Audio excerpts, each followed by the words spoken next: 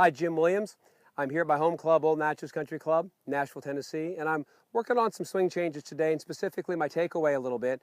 And I want to share with you some of the ways that you can sort of ingrain a swing change. So there's a lot of research out there on motor learning. There's a lot of great authors like Daniel Coyle and guys that have talked about chunking and doing things slowly and correctly and exaggerating changes to sort of accelerate the learning process of the brain. So without going into too much detail on that, it's a lot of very common knowledge out there. I want to talk about 3 specific things that's pretty easy for the average player to do if they're making a correction. So let's use a takeaway, for example. So I've got a little 8-iron here. Let's say I'm somebody that typically kind of rolls the club around, we call around the corner, kind of picks it up, gets the club open, kind of slaps across the ball, something like that.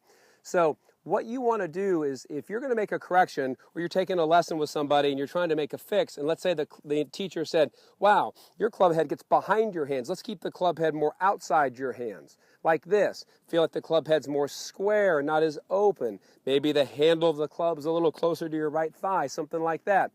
Well, if you're going to do that, the first and most important thing to do is exaggerate the change. That's the first thing I would tell you, is once you understand what you're doing, exaggerate it. So this and this are 2 completely different things. So you're going to want to feel like the club head is way outside your hands. You might look at a guy like Ricky Fowler, somebody that has a takeaway that's very much like this. That'd be a good model for you. So number 1, exaggerate the change. Now number 2, slow down the change. Here's another one. Talk to your brain. Our brains work very slowly. They learn slowly. So if you've been whipping the club inside really fast, not only should you exaggerate the change to sort of enlighten your brain, you should slowly do it so you can process it. So I'm trying to get the club to do this. I'm going to go really slowly, just like this. So I'm exaggerating. I'll probably be happy with this, but I'm going to feel like I'm doing this. And I'm going to slow it down a lot. The club face is much more closed. It's much more in front of my hands. I'm not letting the club roll around quickly like this. The third and final thing I would do is I would close my eyes and I would sort of visualize it, sort of in my mind. I would sort of imagine it. So as I'm doing it, I might even close my eyes, slowing it down and exaggerating, feeling the change, almost imagining like I'm watching myself from where you are.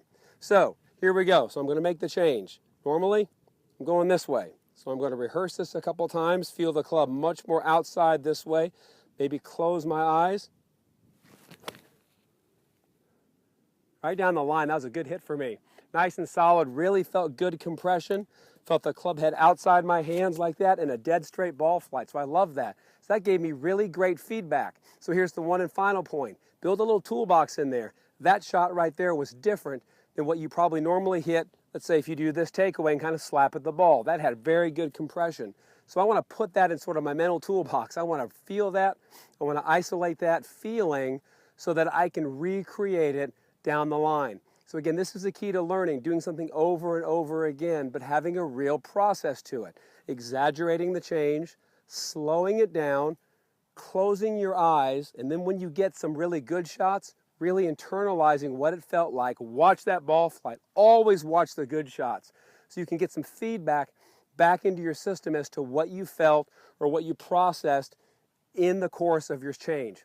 I think this is really going to help you if you can slow it down and when you're doing these things to make those tough swing changes. Good luck with this.